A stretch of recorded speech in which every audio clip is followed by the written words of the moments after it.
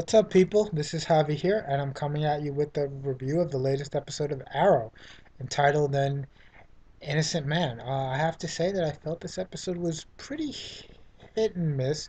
There were a lot of things I liked and a lot of things that I didn't like so much. The episode itself revolves around Oliver trying to help an innocent man on death row who was framed by one of the people on Oliver's list. Oliver, as Arrow, also recruits the help of Laurel to represent the man in court. And on the side plot, we have Oliver's bodyguard Tiggle finally learning Oliver's secret and how he copes with that. First off, I like that Diggle finally got to be let in on Oliver's secret and that he didn't just accept Oliver's offer to join him, but that he was actually pretty freaked out by it. I mean, he acted the way I would expect most people to act upon discovering that somebody they consider to be a rich, snobbish, lazy playboy is actually a crime-fighting and crime-killing vigilante and I like that the episode actually devoted time to him thinking and showing how he comes to the decision to help Oliver out, which I think was a decent character development for someone who originally could have been nothing more than just a background character. I also really liked Thea in this episode. She got to have some really nice moments with Oliver, and we got to see them bond some more, which was nice. I know a lot of people don't like Thea and think she's being a spoiled brat, and yeah, I agree that she is.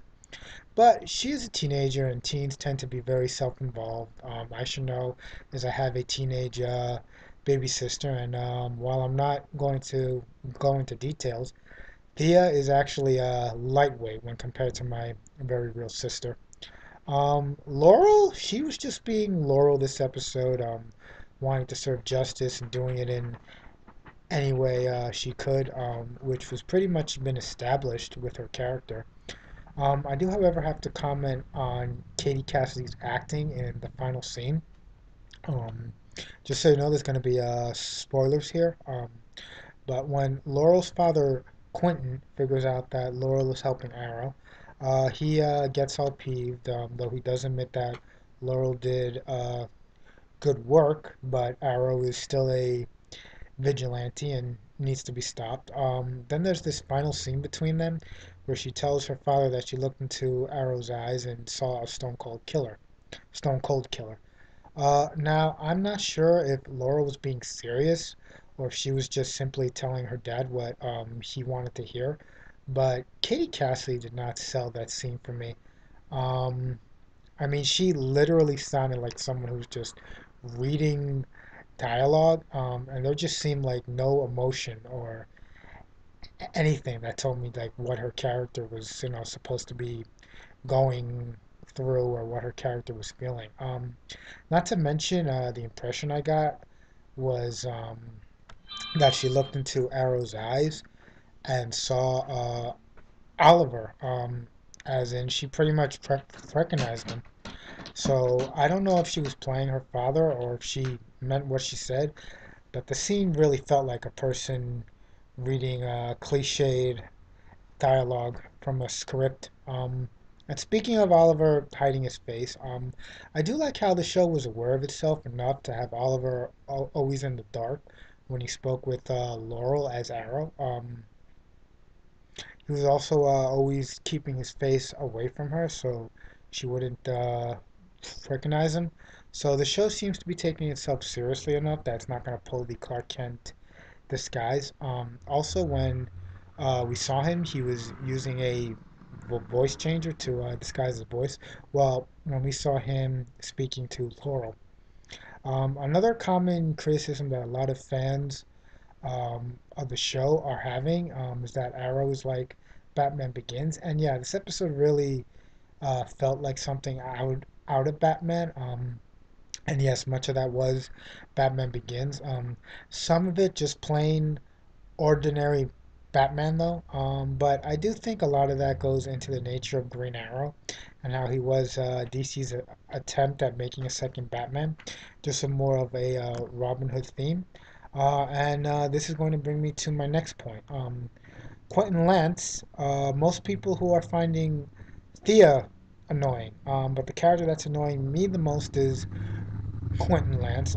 Quentin Lance, though he does have a lot of redeemable qualities, he's basically just a less fun version of Harvey Bullock. For those who don't know, Harvey Bullock is an overweight, somewhat obnoxious cop from Batman the Animated Series, and he tended to have a constant rivalry with Batman.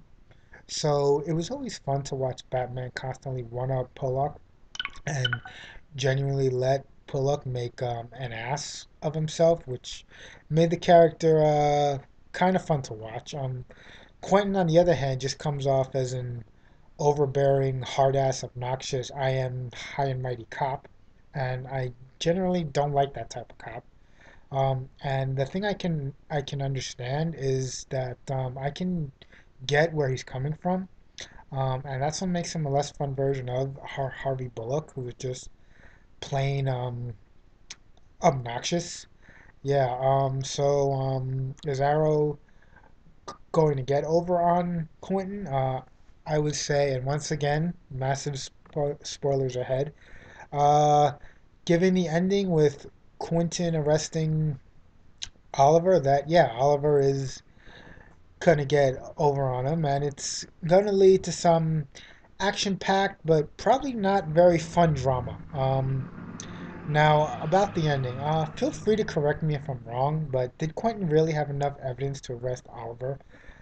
Make Oliver a suspect, keep tabs on him, that I could buy, but full on arrest him? When I heard the original description for the next episode, which is called Damaged, I assumed that Oliver was going to be framed for murder and Quentin was just doing his job, but Quentin arrested him for being Arrow when what he has on Oliver is a tape of Oliver putting clothes in the trash can at his own family's banquet.